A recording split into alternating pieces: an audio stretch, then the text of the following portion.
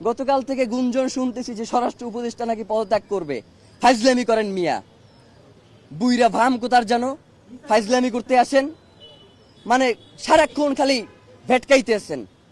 আপনাকে কি পদত্যাগ মানে হচ্ছে আপনি কোনো কিছু পারতেছেন না, আস্তে কইরা চুপচাপ চলে যাবেন, এই জন্য কি আপনার স্বরাষ্ট্র উপদেষ্টা বানানো হয়েছে?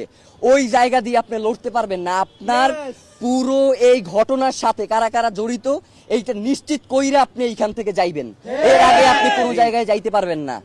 মানে হইলো যাইয়া আপনি যাবেন, কোনো সমস্যা নাই, তার আগে বলবেন যে আপনারা কে বাধা দিছে এই দায়িত্ব পালন করতে, আপনি কার কার জন্য এই দায়িত্ব পালন করতে পারেন নাই, কে এই খুনের তদন্ত করতে আপনারা বাধা দিছে, সব কথা বইলে দিয়া এরপর আপনি যাইতে হইবে, এছাড়া আপনার যাওয়ারও কোনো সুযোগ নাই। এবং ডক্টর ইউনূসকেও আমরা বলতে চাই যে বাংলাদেশের জনগণ আপনাকে প্রধান উপদেষ্টা বানাইছে এই জনগণের স্বাধীনতা সার্বভৌমত্বকে টিকিয়ে রাখার জন্য। জানাজার মাঠে আপনি বলেছেন যে আপনি শরীফ ওসমান হাদিকে ধারণ করেন, কিন্তু একবারের জন্য আপনি জানাজার ময়দানে বলেন নাই যে খুনের বিচারের ব্যাপারে আপনি কি করবেন। মানে এই যে এত বড় একটা হত্যাকাণ্ড হইল, এর বিচারের জন্য আপনি কি কি পদক্ষেপ নেবেন সেইটা আপনার মুখ থেকে আমরা শুনতে পারি নাই। মানে আপনার যে অসহায়ত্ব সেইটা আমরা দেখতে